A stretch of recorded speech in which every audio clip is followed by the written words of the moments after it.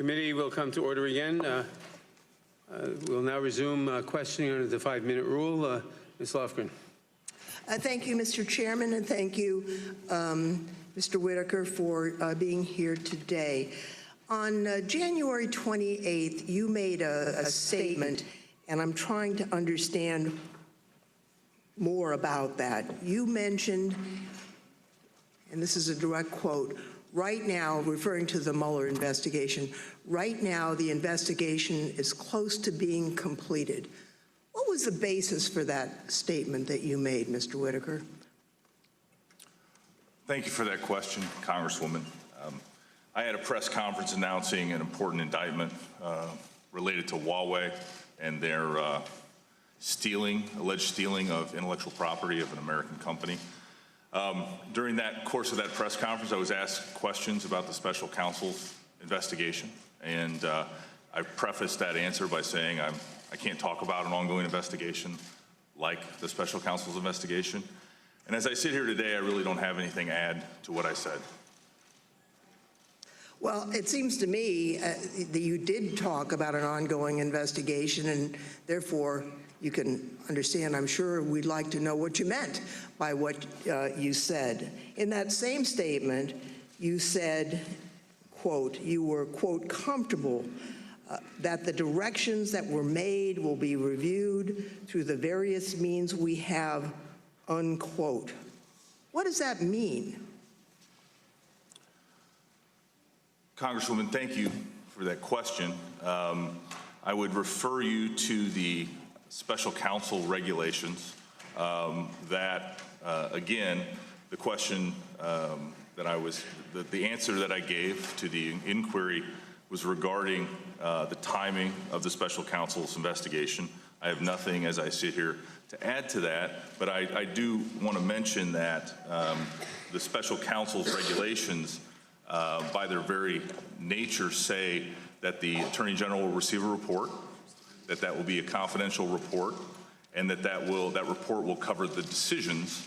And so I was talking about, as Attorney General, as acting Attorney General, if and when I receive that report, again, I only have less than a week, as you know, before Mr. Barr comes on board, that I would review those decisions pursuant to that report. So is it fair to say that really what you're saying is that the special counsel's investigation is proceeding within the scope of the authorities set forth in Deputy Attorney General Rosenstein's May 2017 order? Is that Congresswoman, thank you for an opportunity to clarify that. I think what I just explained to you is that the special counsel's investigation is proceeding consistent with the regulations that outline why the appointment happened, consistent with Mr. Rosenstein's appointment. All right, thank you very much for that clarification.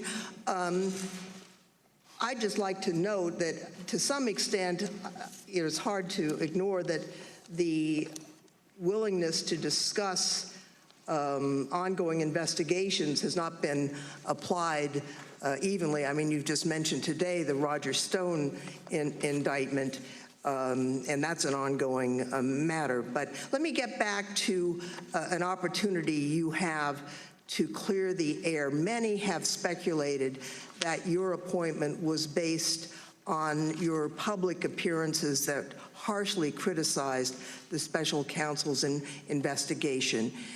Prior to your hiring as Chief of Staff to then Attorney General Jeff Sessions, I'd like to know, did you discuss or share your private opinions of the special counsel investigation with President Trump or other White House officials such as Mr. Kelly or Trump family members or public surrogates like Mr. Giuliani? And I would note that this is not covered by executive privilege because at that time you were a private citizen. Congresswoman, thank you for that question. I came to Washington, D.C. in October of 2017 to be Attorney General Sessions' Chief of Staff. I have the greatest respect, as you know, for General Sessions, and I am really, honored to carry out the role of acting Attorney General. If I may, that's very nice, but that wasn't the question I asked. Well, as you know, I am, as I mentioned, honored to serve as acting Attorney General, and I'm honored that the President selected me to be the acting Attorney General. I can assure this committee that before appointing me to this position, the President did not ask for and I did not provide any commitments, promises concerning the special counsel's investigation or any other investigation, as I mentioned in my opening statement. That's not the question I asked, sir. And I see that my time is about to expire. So, Mr. Chairman, I would like to add, I know that we're going to have a follow-up depositions under oath. I'll allow We'll add this. I'll allow you to ask the question again more specifically and ask the witness to answer the question specifically and not to continue filibustering. The question is whether you shared your private opinions of the special counsel investigation with President Trump, other White House officials such as John Kelly, Trump family members, public surrogates such as Rudy Giuliani. At the time that I'm referencing, you were a private citizen before you were hired, so it is not covered by executive privilege. Did you do that? Congresswoman, just to be clear, you're asking me whether or not I talked with anybody essentially in the President's circle or at the White House about my views of the special counsel's investigation. Correct. When I was a private citizen. Correct. And not at the Department of Justice? Correct. No, I did not. All right. Thank you. Mr. Chabot. Thank you, Mr. Chairman. Mr. Acting Attorney General, as you mentioned earlier, there are other important matters within the purview of the Justice Department and within the oversight responsibilities of this committee, besides fishing expeditions trying to get the goods on this president in an apparent effort to impeach him. For example, 70,000 Americans died from drug overdoses in 2017. Now, I'm old enough to remember back in the mid-'80s when President Ronald Reagan and his wife felt so compelled to do something about the scourge of drugs in this country that the effort to just say no began and other efforts following that. And that was because back at that time we had 10,000 deaths a year due to drug overdoses, and we now have over 70,000 deaths. So it's gotten, unfortunately, over time, worse, not better. Most of the increase in deaths in 2017 were due to synthetic drugs, synthetic opioids specifically, like fentanyl, which accounted for a significant number of those deaths. This is clearly an epidemic which has been declared a state of emergency nationwide by the President and has deeply affected families in my home state of Ohio as well as families all across this nation. What efforts and resources has or does the Justice Department intend to use to combat this growing epidemic, and what help can Congress provide to assist you in your efforts? Congressman, I appreciate that question, and I know how Ohio has been dramatically affected by the opioid crisis. We have done a lot at the Department of Justice, and I would like to partner with this committee, and I'm sure General Barr would as well, to combat and have additional tools to combat this opioid crisis. But some of the things that we have done is we set up in 2017 the Opioid Fraud and Detection Unit, which was a way that the Justice Department could utilize data to help combat the devastating opioid crisis. We did the largest healthcare fraud takedown in June of 2018. We set up the PILL Task Force, otherwise known as the Prescription Interdiction and Litigation Task Force. In February of 2018, we set up a really innovative way called Operation SOS, which was synthetic opioid surge. General Sessions and I went down to Tampa, Florida, where we saw Manatee County had taken an AUSA and embedded them once a week into the sheriff's office in order to take every fentanyl overdose case. And they dramatically reduced the number of overdose deaths in Manatee County, and we decided to take that model and apply it to the most affected states and districts that could really make a dramatic difference in saving lives. Thank you. Let me just, if I could, let me stop you there. I just have a follow-up question along the same topic. And the President addressed this to a considerable degree in a State of the Union the other night. And do you have an opinion? Is there a relationship between enhancing border security, particularly at our southern border, and making at least some progress in reducing the scourge of drug addiction in this country? Congressman, absolutely there is a connection between the drugs that are being imported through our southern border, which is a large majority of those drugs, and the opioid crisis we now face. In fact, I went to China in August as Chief of Staff for then General Sessions. He asked me to go to talk to the Chinese about what more they could do to reduce the amount of fentanyl that's being produced in China. And we had a nice dialogue with some high-level government officials, and the President, as you know, has agreed with General Xi to reduce fentanyl and eliminate fentanyl production in China. And one of the ways that China's agreed to do that was by scheduling the analogs of fentanyl. It's a very serious problem, and I know Ohio is dramatically affected by it. Thank you very much. I've only got about 30 more seconds, so let me just touch on one last thing. I know you've only got a week left, so you probably will personally... Less than a week, actually. Yeah, less than a week. Yesterday, this committee, in a bipartisan manner, passed the No Oil Producing and Exporting Cartels Act of 2019. This is something that I had introduced almost 20 years ago, along with my Democratic colleague, John Conyers, who was chair and ranking member of this committee over the years. That would basically give the Attorney General the authorization to bring suit against oil cartels when they artificially manipulate the prices and we all pay for this at the gas pump time and time again. So I know we've been in contact with the Justice Department, and we look forward to working with your successor in that effort. I don't know if you have any comments you'd like to make about that. Congressman, I'm fully aware of that bill, and I look forward to the Department of Justice working with you to successfully not only pass it, but implement it. Thank you. And I'd like to give Mr. Nadler and some of our Democratic colleagues, as well as Mr. Collins and others, a lot of credit for that as well. So thank you very much. Yield back.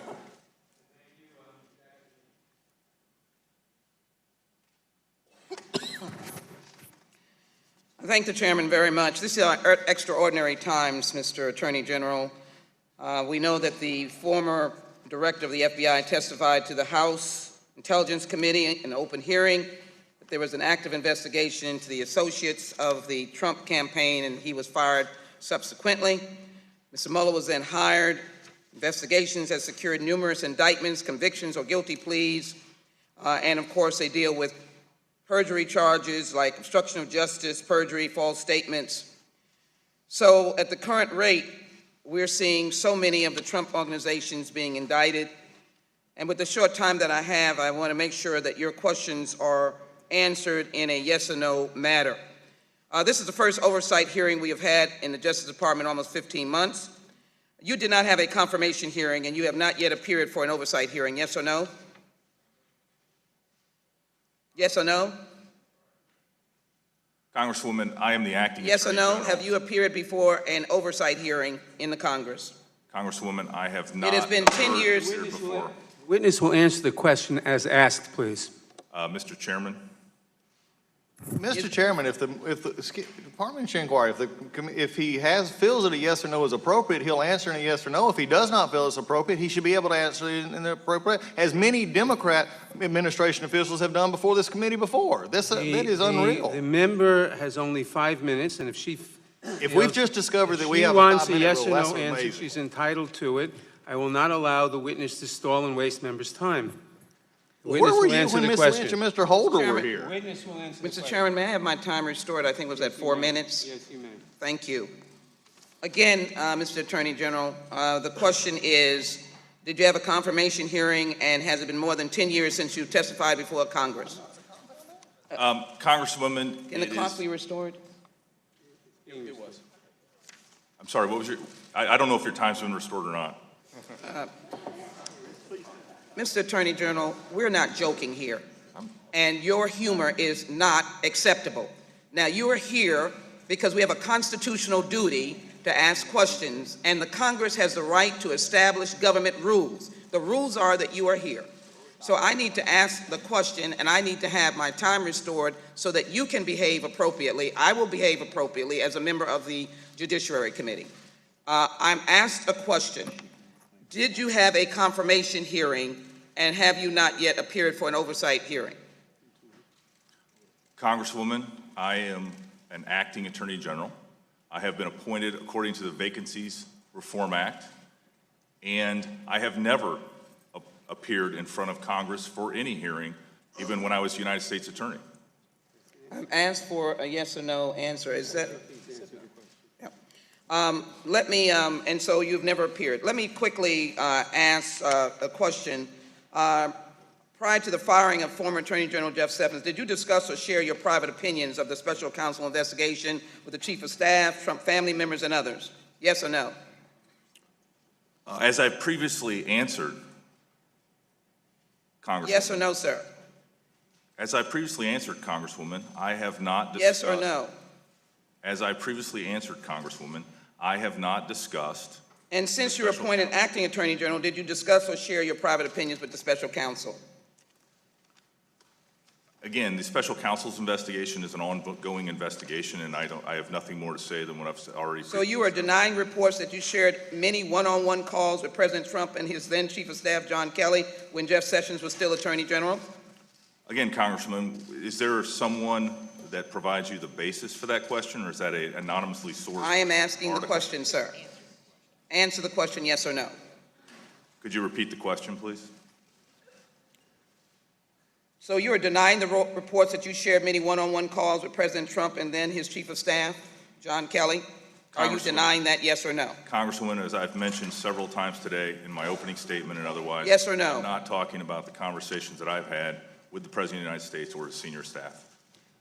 So that is a no? I don't think you can assume anything from that. Well, let me just pursue on my line of questioning. Since the investigation secured numerous indictments, I would like to pursue the line of questioning with respect to your understanding of the Mueller investigation and the review that you've given. Have you given an extensive review? Congresswoman, I have been briefed on the special counsel's investigation. Do you believe the involvement of the hostile foreign entities interfering with the elections is more severe than the false representation of voter fraud in elections? Do you believe that a foreign interference with the elections is more severe? Congresswoman, I think foreign interference in our election system in the United States is a very serious and ongoing concern. I also believe that voter fraud is a serious concern. After you left office, you pursued a series of other political offices, one of which was the United States Senate. Yes or no, if during the pursuit of that office, a hostile foreign power contacted you to offer dirt on your opponent, which at the same time included other candidates such as Steve King and now Senator Joni Ernst, would you have contacted the FBI? Congresswoman, I'm not here to Yes or address no? hypothetical questions, and I'm here for an oversight hearing. I don't believe, I was very You have unsuccessful the in my Senate responsibility campaign. of answering the question. Would you have contacted the FBI if you were asked to take dirt on your opponents? Congresswoman, if I was contacted by a foreign national or a foreign country when I was a candidate for the United States Senate, I would have most likely reached out to the FBI, but it didn't happen, so it's hard for me to answer your hypothetical With question. respect to civil rights, you have not, under your jurisdiction, prosecuted one voting rights case. Is that correct? I'm the gentlelady has expired. The witness may answer the question. Congresswoman, just so I have a complete answer on this, we'll follow up in writing as to the voting rights cases that we've done. Thank you, Mr. Gohmert. Let's see here. Mr. Jordan. Thank the chairman. Mr. Whitaker, why did Rod Rosenstein send a memo to Bob Mueller on August 2nd, 2017 concerning the scope of the special counsel investigation? Congressman, thank you for that question, and I know this is of a great interest to you, and I hope we can have a discussion about this today. The special counsel regulations require a scoping of the special counsel's investigation that identifies the subject and the targets of the investigation. So I am certain that it would have identified the scope of the investigation pursuant to the special counsel's. Well, my question is not what, I'll get to that. My question is why, because it was 2.5 months after the special counsel was formed. So let's go back to the beginning document, which you told the chairman earlier you were You're completely briefed on the special counsel's investigation. I want to go, it's just a one-page document. Order number 3915-2017 says this, Mr. Whitaker. The special counsel is authorized to conduct the investigation, including any matters that arose or may arise directly from the investigation. That's pretty broad. Do you agree? Yeah, and in my experience, it's consistent with other appointments of special counsels. That's fine. I think it's maybe too broad, but it's as broad as you can get. One-page order, go do your investigation, and anything that arises out of it, you can investigate as well. But then 2.5 months later, we get this 3-page memo from Rod Rosenstein, Acting Attorney General, to Robert Mueller, Special Counsel. Title says, Scope of the Investigation, Definition of Authority. This is what confuses me. Because in this memo, that only Mr. Mueller, and my guess is you and Mr. Rosenstein and a few people at the Justice Department have seen, most of it's blacked out. In this memo, it says this: the following allegations were within the scope of the investigation at the time of your appointment and are within the scope of the order. Well, if that's true, why do you have to say it? If you could do it all along, why do you have to put it in a memo? Congressman Jordan, first of all, I was, because of General Sessions' recusal from the special counsel's investigation, I was also recused from that investigation. And so I was not. I'm not asking that. I'm asking, you said you were fully briefed. The chairman asked you that. You're asking me why at the time Rod Rosenstein. I'm asking you why 2.5 months after the broadest order you can have, why did Rod Rosenstein say, hey, you could do this all along, but now I'm putting it in a memo? And I'll tell you what really troubles me, Mr. Whitaker, is right after that statement, the following allegations were within the scope of the investigation at the time of your appointment and are within the scope of the order. Right after that, you know what? You know what happens? Everything's redacted. Look at this. The whole darn thing. So if you could do it all along, and you have to send a memo to them 2.5 months later, and then you redact everything after it. You know what's under the redactions, Mr. Whitaker? I do, sir. You do. Are there names under the redactions, Mr. Whitaker? In my experience with investigations generally, you would not have a public document identify targets or subject matter of an investigation, especially if someone is not ultimately charged with a crime. Let me frame it this way. Did Rod Rosenstein give the special counsel the authority to investigate specific Americans? Congressman, Mr. Rosenstein, acting as the Attorney General because of Mr. Sessions' recusal, gave authorization and jurisdiction to the special counsel. And so, yes, under the special counsel regulations, that's the whole purpose of the special counsel. So I want to make, you said yes. So there are specific names 2.5 months into the investigation that Rod Rosenstein gave the special counsel specific American names to go investigate. Congressman, as you Because know, if that's the case, then it's, well, I hope you, I want to know yes or no. I hope you answer. this is the subject of an ongoing investigation. And I spoke to you generally about investigation. But I'm asking you a specific, or let me ask it this way. Can you give us assurances that there are not specific names under this 70% redacted memo that, that Rod Rosenstein sent to the special counsel? Congressman Jordan, I know this is And you know why I'm very asking important this, subject Mr. Attorney General? Because in this country, we don't investigate people, we investigate crimes. And if there are specific American citizens' names in this redacted, and I asked Mr. Rosenstein to see this, and he got all mad and huffy with me in his office and wouldn't show it to me.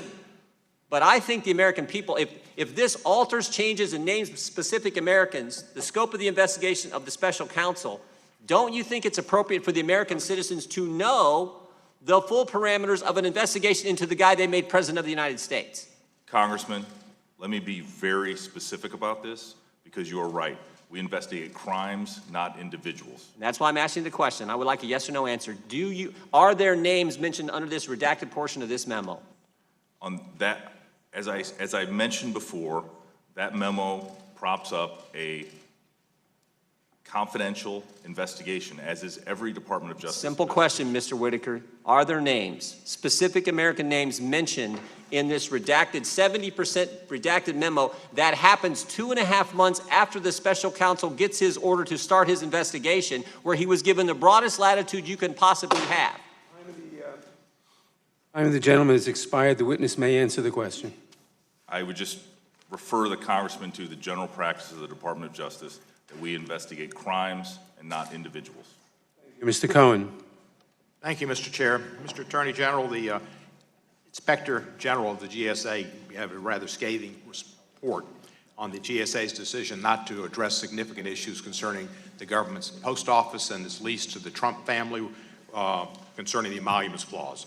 And it was said that GSA attorneys said they did not refer the matter to OLC, but a senior attorney told the IG that the OLC, Office of Legal Counsel, knew about the old post office lease and it was up to them to do something. Are you aware of anything the Justice Department did to look into violations of emoluments clause at the Trump Hotel? Congressman, the emoluments clause as it relates to the Trump Hotel is the subject of several ongoing litigation matters. Right. And so while I can acknowledge that I am aware of the, not only of the situation you described, but generally the litigation surrounding the emoluments clause, as the acting attorney general sitting here today, I'm unable to talk specifically about those cases. You can't say if there are any memos from the Office of Legal Counsel regarding emoluments clause violations and limitations? Congressman, as I sit here today, the emoluments clause, as it relates to the Trump organization, especially the hotel in Washington, D.C., is the subject of ongoing litigation. And the Justice Department's helping to represent the president in those suits, is he not? Is that appropriate when it's a violation of him making personal monies out of the Trump Hotel and being charged with violations of the emoluments clause by not reporting it to the Congress as he's supposed to by the Constitution? Shouldn't he have his personal lawyers and not Justice Department lawyers represent him for this nefarious conduct? Congressman, I can understand that this is an important issue to you, but as it relates to the emoluments clause and the Department of Justice defense of the President of the United States, it is well within our purpose to be involved in that case. You said that if the special counsel's investigation into President Trump's finances would be crossing a red line. You said that, I think, in a television interview. The Attorney General has made clear that Mr. Rosenstein told the special counsel he could go into any matters that arose or may arise directly from the investigation. If matters arose from the investigation, directly or indirectly, that the Trump family owed lots of money to Russian oligarchs and people real close to Putin, and that affected the actions that they took as the President of the United States on behalf of the United States of America, would you agree that that was not crossing a red line, but in fact was a red line from Moscow that we need to look into? Congressman, when I made that statement, I was a private citizen and had no publicly available information.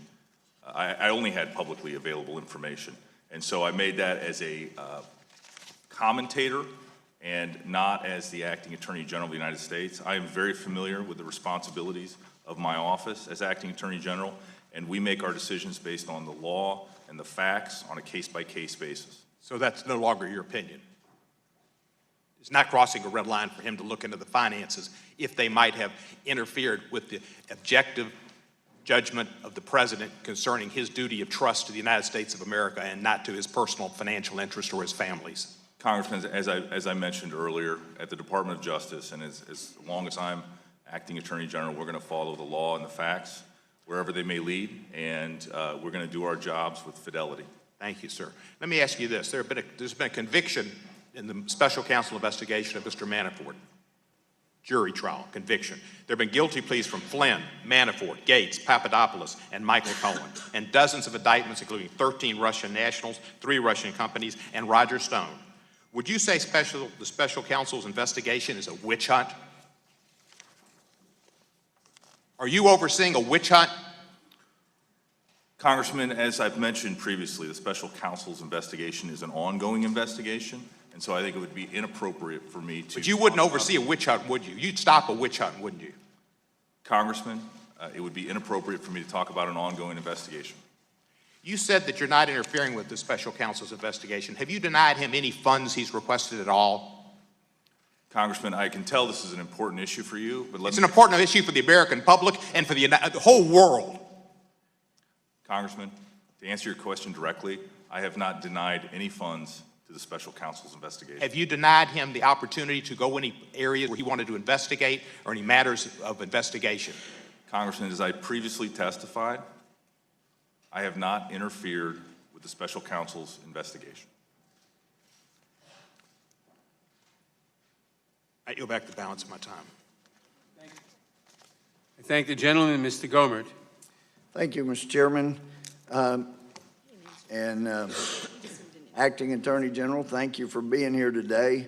It's good to see you again, Congressman. I'm amazed that you would be coming since your successor is going to apparently be confirmed next week, and you'll no longer be acting director, so I don't know what kind of suicide wish you had or whatever, but it's good to see you. One thing I wanted to hit first was a statement that you had made, and I want to confirm that these are your words, and I quote, "There is no doubt in the law enforcement community that the vast majority of the illegal drugs in this country is coming over our southern border, a pattern that is true for all crimes generally, and there is no doubt that criminals and cartels seek to exploit weaknesses in our southern border." Are those your words? While I don't know which speech or statement you're quoting, it sounds like something I would have said, yes. Yeah. And you wouldn't have said that if you didn't believe that, correct? Oh, I believe what you're saying. The drugs Yeah. and the general illegality that's pouring in through our southern border is having a negative effect on our country. Now, I want to get to this issue of career officials, since colleagues on the other side of the aisle have made such a big deal about it, that you have not, they accuse you of not following the advice of career officials. Do you know the backgrounds of the people that are working directly under you and directly under Rod Rosenstein? Congressman, I sit on top of an organization that has 115,000 I'm talking about the people employees. directly to you and directly to Deputy Rosenstein. I am familiar with the people that report to both of us, yes. Yeah, 'cause, Although, I will tell you, I think Rod Rosenstein as Deputy Attorney General has over 100 direct reports as Deputy Attorney General. well, and that was something I recommended to Attorney General Sessions, that he needed to reorganize some of those people reporting directly to him. But one of the mistakes, I think my dear friend Jeff Sessions, for whom I have immense respect, one of the mistakes that I saw him making, he was listening to people who loved Sally Yates, loved her efforts to disrupt anything that President Trump tried to do.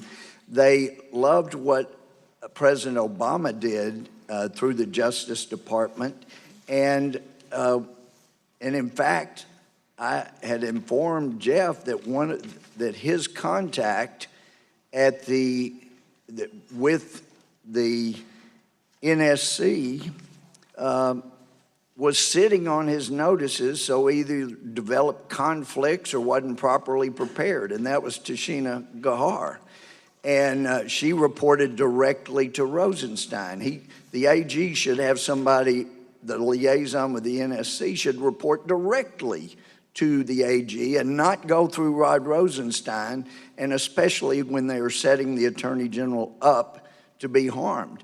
But this, and then Anthony Ferranti, I know currently, apparently he's the Senior Managing Director of FTI Consulting. He was another one that some considered a career position at the DOJ.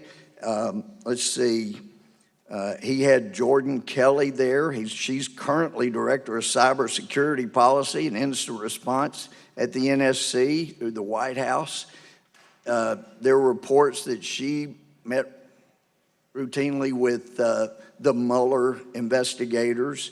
You know, between these people who, like Tashina Gahar, just thought Yates was wonderful, I would hope that wisdom in you as acting director, wisdom in the incoming Attorney General will be to look at the backgrounds, look at the people who are political hacks, and figure out, oh, they're giving me advice on this. This is not for my well-being. This is to hurt the President of the United States. And I know you may just have another week, but I would encourage you that as people make a big deal about career, look beyond career, look where their loyalties are, because even though they may be in a career position, if their loyalty is to the Attorney General and not to the President of the United States and are more political than they are constitutional, disregard what they say. Time of the gentleman has expired. Mr. Johnson. Thank you, General Whitaker. Do you agree with the President's statement that the Russia investigation is a witch hunt? As I mentioned previously, Congressman, I think it would be inappropriate for me to comment about an ongoing investigation. Well, you commented about the Roger Stone investigation, which is ongoing, did you not? Congressman, just to be clear about this. You did comment on that. I mean, we heard you comment on the Roger Stone investigation. Why would you comment on the Roger Stone investigation, but you are reluctant to answer our questions about the Mueller investigation? Well, that's a good question, Congressman. And my comments about the Roger Stone investigation were merely to acknowledge that I was aware that CNN had appeared to receive or was at the You don't know arrest whether or not the location. CNN reporter was camped out with no advanced knowledge, or whether or not he was tipped off or not. Isn't that Congressman, a fact? that is true, but I'm very Right, well, let me move on. that Let me move. operation Hold by on, the sir. FBI I'm is- controlling the time. Let me move on. I'd like to take a moment to better understand your decision not to recuse yourself from the supervision of the special counsel's investigation. Isn't it a fact, sir, that you received your final ethics guidance on this matter on December 19th, 2018? I appreciate this question, and I'm glad this is an It's a pretty opportunity for me direct to address question. this. Did you receive your final guidance on that question As on you December know, 19th? we have communicated with Congress the entire process that I went through to address any recusal questions that I might have, and I had no conflict of interest. I had Let no me just financial- ask you, I understand you take that position, but my simple question is, isn't it a fact that you received your final ethics guidance on that question on December 19th, 2018? Congressman, we laid out very explicitly the process that we went through, and ultimately the decision whether or not to recuse was my decision. Mr. Whitaker, you were asked very comfortable with that decision. Mr. Whitaker, you were asked a direct question, and it's getting a little tiresome hearing you stall and wasting the member's time. The member only has 5 minutes. He asked you a specific question. Did you last receive advice on that on December 18th? The answer ought to be yes or no or some other date, or I don't remember. But we don't need a speech. The gentleman may repeat. Chairman. The gentleman may repeat No, his Mr. question. Chairman, I mean, if we're gonna counsel the witness and act as his attorney on how he should answer, are you answering the question or is there a witness answering the question? I'm It's a asking yes the or witness no. not to stall. And we have endured that many times here when he's trying to answer the Gentlemen, question in the way that he is asked. It's- Point of order, point of order. The gentleman is out of order. Mr. Johnson has the floor. And I'd like to Your have time will my- be restored. Thank you, sir. Sir, isn't it a fact that career officials at DOJ recommended to you that you recuse yourself to avoid an appearance of a conflict of interest or bias? That was the guidance that you got from career DOJ officials about your participation or oversight of the Mueller investigation. Isn't that correct? Congressman, I made my recusal decision by myself. But there after were consulting career with DOJ officials who advised you that you should not touch that investigation. Isn't that correct? Congressman. Yes or no? I consulted with career ethics officials. I consulted with my senior staff. I consulted with the Office of Legal Counsel. It was my decision to make. I decided not to recuse. I'm happy to walk through the step-by-step advice that I received. There were four individuals who you consulted who advised you that you had the ability to not recuse yourself from this investigation. Isn't that correct? Congressman, the regulations actually say Four that I have the- individuals advised you that you did not have to recuse yourself. Is that correct? Congressman, let me be clear. It was You're my not decision being to clear, make, sir, and I other made the than decision. in your obstruction and refusal to answer I'm not my obstructing question. anything. I'm answering your question. Well, you are I obstructing. consulted with a lot of people regarding my recusal, but it was my Well, you're decision. not telling me who it was. Who followed did you the consult regulation. with? As I mentioned, I consulted with Name career ethics me officials. some names. I consulted with my senior staff, and I consulted with the Office of Legal Counsel. Name me some names, sir. Well, one person would be the Assistant Attorney General for What's our his Office name? of Legal Or her Counsel. name? Steve Engel. And He's who a else? Senate confirmed. Who else did you consult with? I also consulted with his principal deputy. And that person's name is? His name is Curtis Gannon. And who else did you consult with, sir? Congressman, I'm asking you a pretty exposure clear of these question, folks- sir.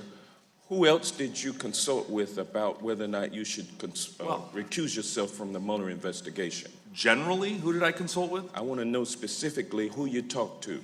Okay, well, I talked to Brad Weinsheimer, who is the senior career official at the Department of Justice.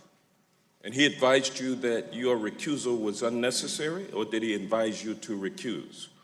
He actually could not identify any precedent for me to recuse. He said it was a close call. He said that, I'm sorry, did you have a question? Go ahead. Okay. He said that my other public statements did recognize the professionalism and competence of the special counsel. He said that out of an abundance of caution, that if asked, he would recommend a certain course. But again, Did he recognize that he you also recused said that yourself? Time of the gentleman has expired. Can I finish? The witness may finish his answer. Okay. He also said, Congressman, that the decision was mine to make based on the regulations of the Department of Justice, and I made that decision, and I stand by that decision. Mr. Radcliffe.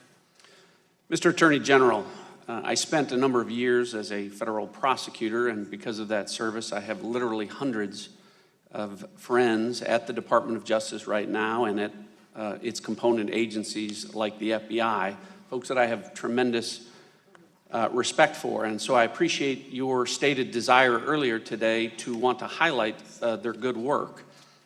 And for the new members of the Judiciary Committee, an oversight hearing is typically where that would take place, where an Attorney General would give an accounting of the work of 115,000 men and women in the Justice Department and provide some idea of the vision with respect to the department's priorities like drug and human trafficking, preventing terrorism, reducing gun and gang violence. Now, earlier this week, my colleagues on the other side of the aisle indicated that they had a great desire to reduce gun violence in this country. In fact, we had an 8-hour hearing with 6 witnesses that talked about the need to reduce gun violence in this country. We started this hearing at 9:30 this morning. It's now 12:30 in the afternoon, and I haven't seen you field a single question from the other side of the aisle about any of the enforcement priorities of the Department of Justice. Despite the fact that you are the head of an organization that has a greater ability to impact, reduce gun violence than anyone or anything in the country. So I may be the only person today that wants to ask you a question about that, but I'm going to use the remainder of my time for that purpose. When I was at the Department of Justice, we had a very successful initiative called Project Safe Neighborhood. It was a program that took guns out of the hands of criminal offenders. It was a successful program that was killed by the Obama administration. The Obama Justice Department ended it. I understand that it has been reinstated during the Trump administration. I'd like you to inform us about its progress as well as any other measures or programs or enforcement priorities of the Department of Justice with respect to reducing gun violence in this country. Thank you, Congressman. As you know, we served as United States attorneys together until you went into politics and I went into private practice.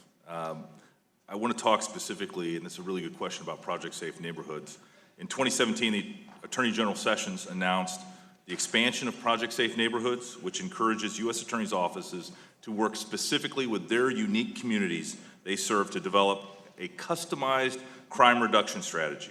One study showed that when you and I were doing PSN, it reduced crime overall by 4.1%, and with case studies showing reductions up to 42% of violent crime. We had the Project Safe Neighborhoods National Conference, as I mentioned in my opening statement, and I can tell you that especially in our largest cities, our 29 major cities, We are seeing a reduction of violent crime because of U.S. attorneys specifically working with their sheriffs and police chiefs and their federal and state and local partners in reducing gun violence. Some other things that we've done is the Attorney General was one of the 4 cabinet positions that were part of the School Safety Commission that came out with a report in the last several months that gave a practical outline as to how states especially could work to reduce gun violence, including the idea of the ERPOs. And there is, Congressman, I appreciate your tone that this oversight hearing is not a hearing about the types of things that we're talking about, but Congressman, the chairman sent me a letter specifically outlining things that he wanted to talk about, and I don't feel like we've talked about many of those things. So I'm glad that you offer that opportunity to talk about the Department of Justice efforts reducing gun violence. Sorry, not a problem. Thank you, Attorney General.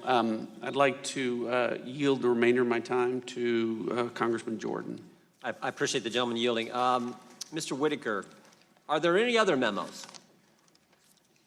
Any other memos that Mr. Rosenstein has sent to Mr. Mueller that we don't know about, and if we did, would be redacted like the one that happened on August 2nd, 2017? Congressman, as you know, the special counsel's investigation is ongoing, and it would be inappropriate for me to talk about any other memos related to that. Well, Mr. Whitaker, we already know that there's been some modification of the broadest order I think you could have with this August 2nd, 2017 memo. And all I'm asking is, are there any other modifications, any other changes to the parameters of an investigation into the President of the United States? Congressman, just to be clear, the special counsel understands the scope of its investigation and is complying with all the regulations and orders related to that. Thank you, Mr. Dyke. Thank you, Mr. Chairman. General Whitaker, you and I are both lawyers. My first day of crim law, my professor came in and said, if someone asks you a yes or no question, don't just repeat the question, answer yes or no. Otherwise, during your career, people will think you're not a good lawyer. We know you're a good lawyer. Let's heed that advice going forward. In November 2018, we didn't. The advice is good nonetheless. In November 2018, Chris Wallace asked the president a question. He said, do you know before you appointed him that he, meaning you, had a record that was so critical of Robert Mueller? And the president said, I didn't know that. I didn't know that he took views on the Mueller investigation. Do you believe President Trump was telling the truth when he said that he just did not know that you were critical of Mueller before your appointment? Congressman, the president... I am going to go back to right now. I understand how it all worked. I'm just asking you, do you believe the president was telling the truth when he said he did not know that you had been critical of Robert Mueller before making your appointment? Congressman, I have no reason to believe when I sit here today that the president wasn't saying what he believed. Who'd you interview with for the chief of staff job? Not for this job, but for the chief of staff job. It was General Sessions' decision to make. I interviewed with him, and he offered me the job. And before you got the job, did you ever, before you took this job, did you ever speak with the president about the Mueller probe from May 17th, September 22nd, 2017? Are you saying about before I was actually the chief of staff? I'm saying between May 17th, 2017. Congressman, I had never met the president until after I joined the Department of Justice. So have you, 2017. let me just ask you another question. You didn't communicate with him. Did you communicate with anyone at the White House about the special counsel investigation before September 22nd, 2018? I assume you're excluding my appearances on CNN. Because I don't know who at the White House was watching my appearances. If you talked to anybody at the White House, I mean, you've told me that the president wasn't watching those, otherwise he would have been aware of your positions. So I assume the president wasn't watching. Did you talk about those appearances with anyone at the White House? I did not talk about my appearances on CNN. Did you talk about your views of the Mueller investigation with anyone at the White House? I did not talk about my views of the Mueller investigation with any at the White House in this time period, essentially May of 2017, until I joined the Department of Justice in October of 2017. And when you were, throughout that process, did you ever communicate with anyone? Here's the question. But by my count, you made 6 comments in op-eds, talk radio, or on cable news critical of the special counsel between the time you interviewed in June 2017 and the time you were hired as chief of staff to the Attorney General. Did you ever use any intermediaries? Did you have anyone, since the president didn't know, did you have anyone communicate with the White House or anyone at the White House, either staff members, friends, or others, to let them know exactly where you stood as expressed in at least those 6 public statements? Congressman, I had at the time you described, May of 17 until I joined the department on October 4th of 2017. I didn't have a relationship with the White House. Did you talk to any White House personnel before you were hired? Anyone at the White House?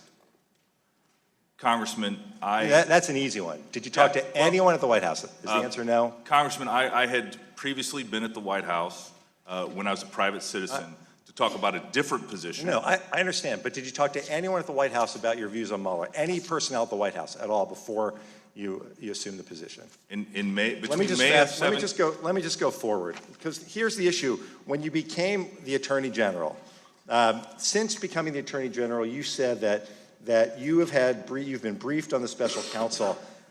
Did you use anyone else to have communications to make sure that the White House might have learned some of what you learned in those briefings? Could it be that someone else on your staff might have spoken to someone at the White House, since you told us you didn't? Congressman, I'm not aware of that happening.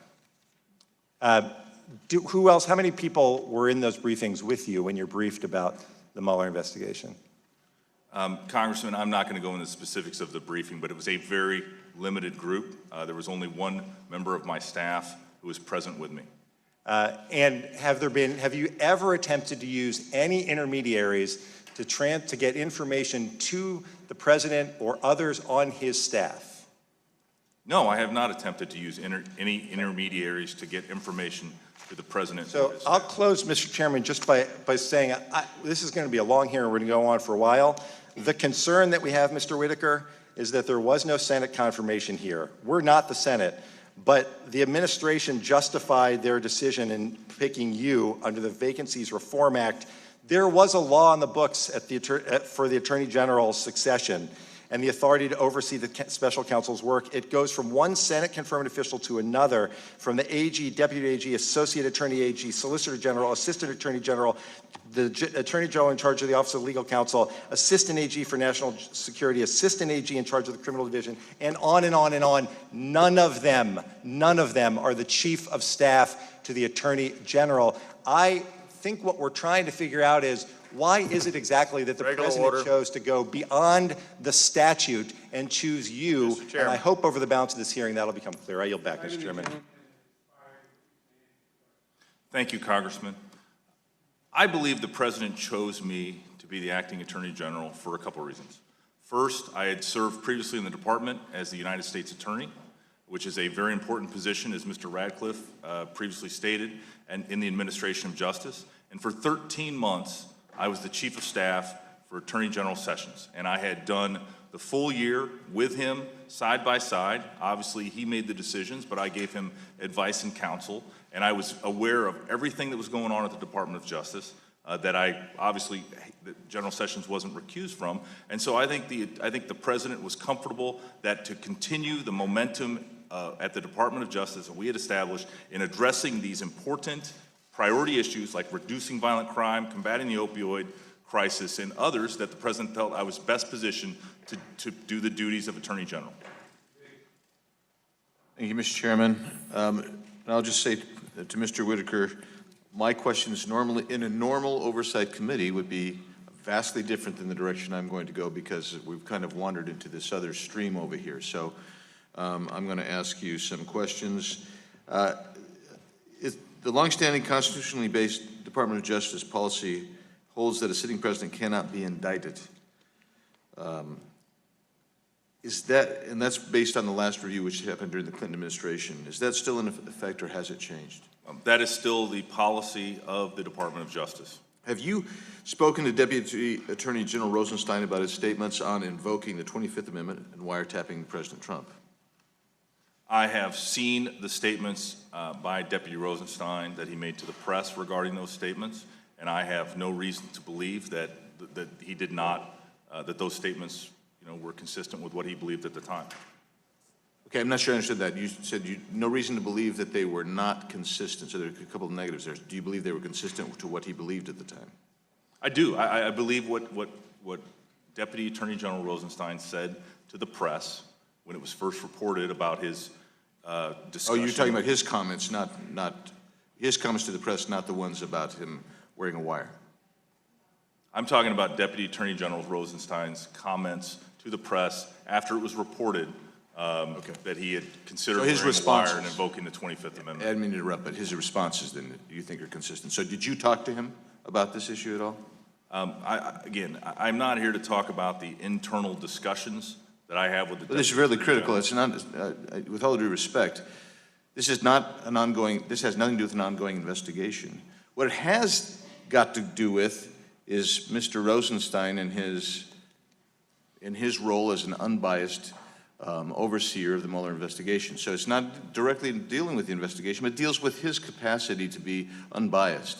So I'm not asking whether, I'm not trying to get into the substance or even the periphery. I want to know, though, did you have a conversation with Mr. Rosenstein about his comments as reported? Congressman, this is an important question to you, but I'm not going to answer my conversations with Deputy Attorney General Rosenstein.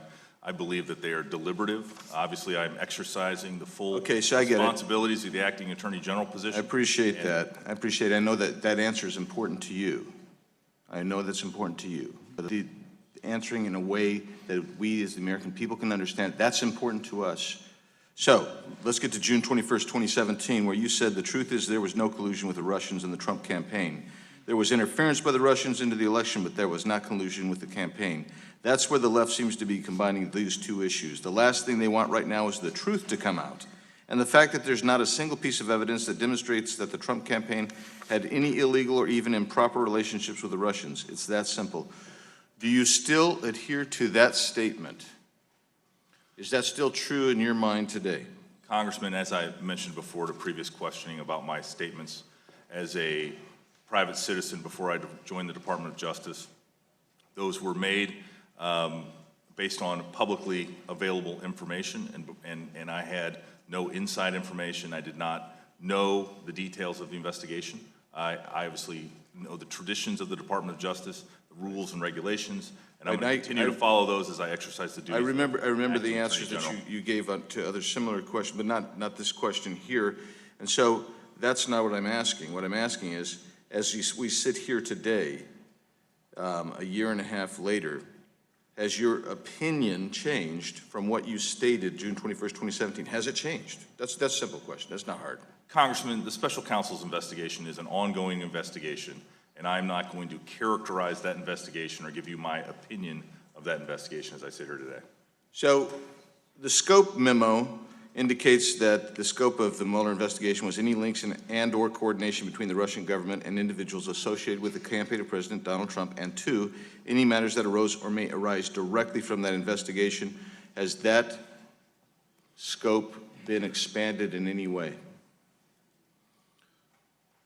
Congressman, as I was discussing with Representative Jordan, I am not going to talk about the scope of the special counsel's. All right, then I'll go forward then and say the indictments and the relation to scope one: Papadopoulos for false statements occurring after Mueller was appointed, Manafort for acts unrelated to the election or campaign, Gates acts unrelated to the election or the campaign, Flynn false statements about post-election conversations, Richard Pinetto unrelated to campaign or election, Cohen referred by Mueller to Southern District of New York because it was out of his scope, Sam Patton, not related to the 2016 election or campaign, and Stone for false statements occurring after Mueller was appointed. Not one indictment alleged an illegal relationship between a member of the Trump campaign and Russia. And that's consistent with what we've seen so far, and with that, thank you, Mr. Chairman.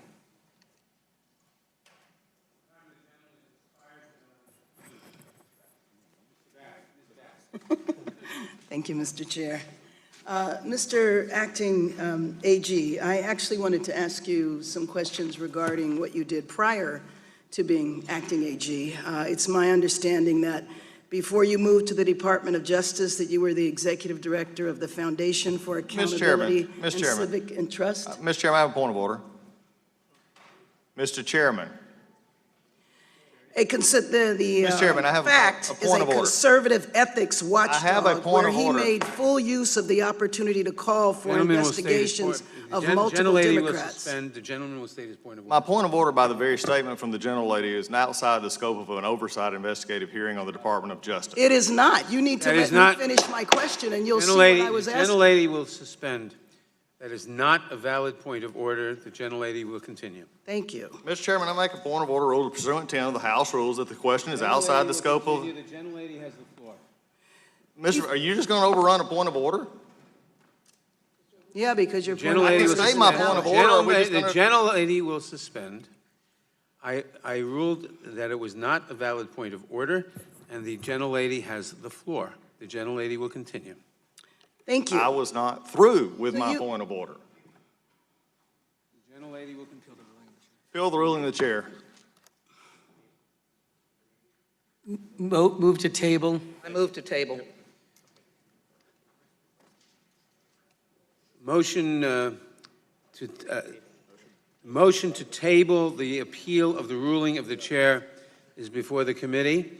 Motion to table is not debatable. The clerk will call the roll. One moment while we set up the clerk. Wait, slow down.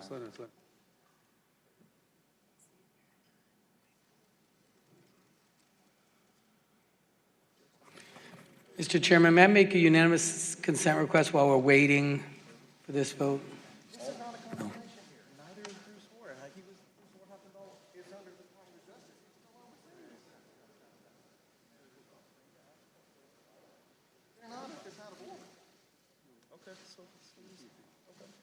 Karen, since when is the bias of a witness not relevant to anything?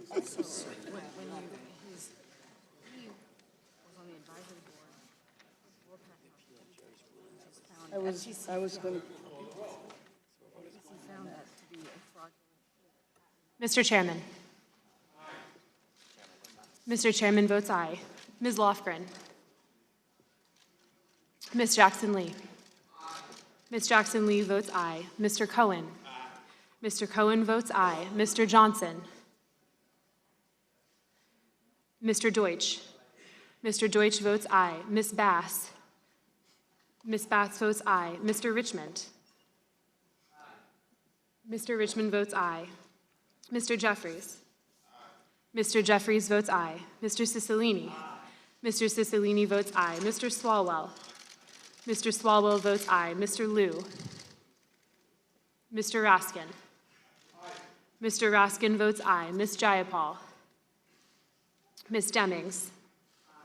Ms. Demings votes aye. Mr. Correa. Mr. Correa votes aye. Ms. Scanlon. Ms. Scanlon votes aye. Ms. Garcia. Ms. Garcia votes aye. Mr. Neguse.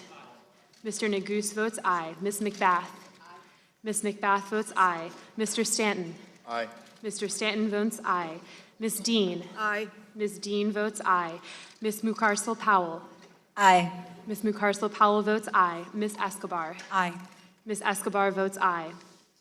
Mr. Collins. Mr. Collins votes no. Mr. Sensenbrenner. Mr. Chabot. Mr. Gomert. Mr. Jordan. Mr. Buck. Mr. Ratcliffe. Ms. Roby. Ms. Roby votes nay. Mr. Gates. Mr. Johnson. Mr. Biggs. Mr. Biggs votes no. Mr. McClintock. Mr. McClintock votes no. Ms. Lesko. Ms. Lesko votes no. Mr. Reschenthaler. Mr. Reschenthaler votes no. Mr. Klein. Mr. Klein votes no. Mr. Armstrong. Mr. Armstrong votes no. Mr. Stubbe.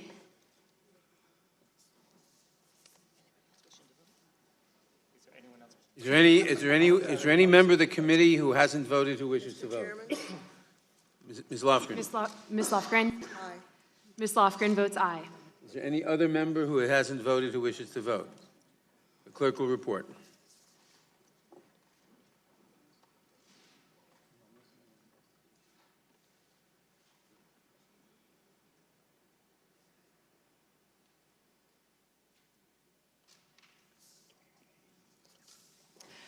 Mr. Chairman, the ayes are 21, the noes are 8.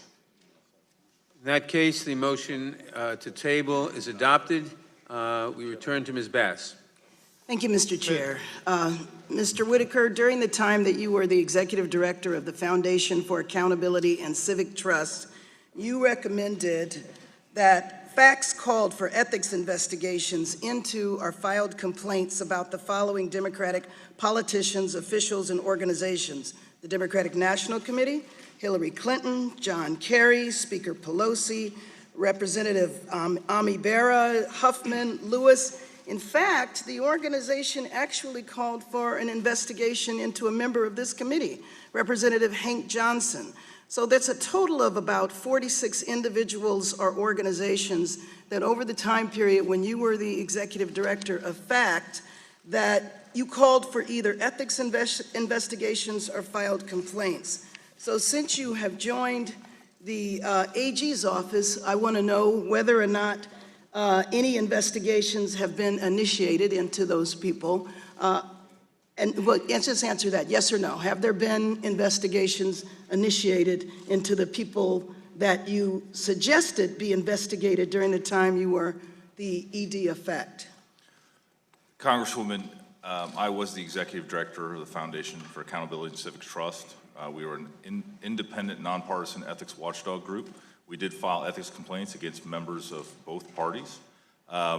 You filed ethics complaints against Republicans. Can you tell me which Republicans you filed ethics complaints against? All of, again, you know, I'm here for an oversight hearing. And yes, you are. And cannot so my imagine. questions are leading to that. So can you answer that? Which Republicans did you file investigation or ask for ethics investigations of?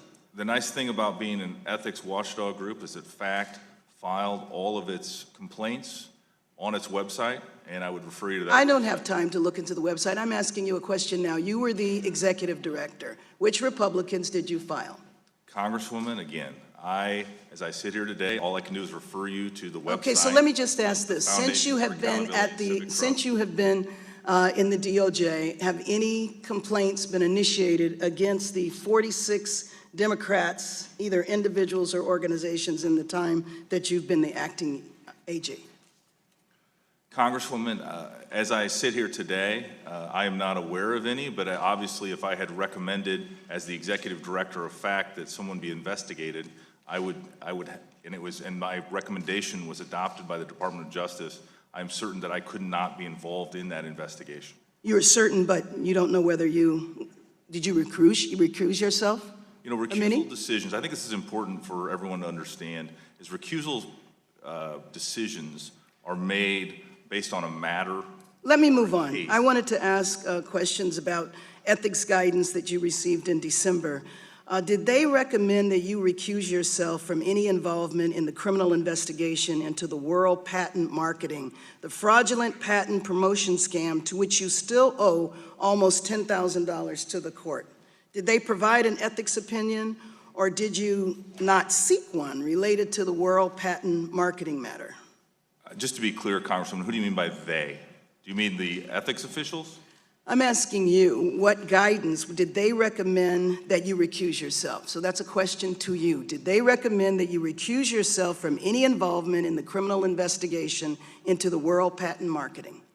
I am recused from the investigation into that company. What about any matter involving Hillary Clinton? It's been well documented of your public calls for renewed investigations into matters related to Mrs. Clinton. Again, any investigations into former Secretary Clinton, if they're open, confirmation or denial of a recusal would suggest that there is or is not an investigation regarding You know, I actually that person. believe So- I have more time on the clock since I was interrupted.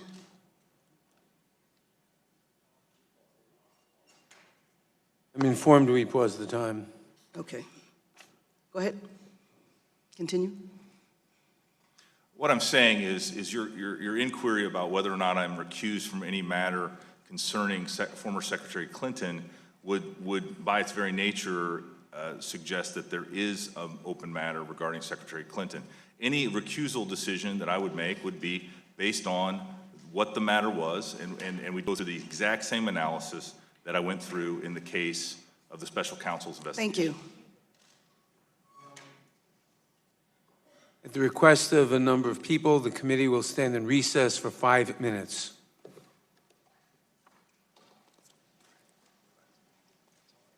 I get 5 minutes for lunch?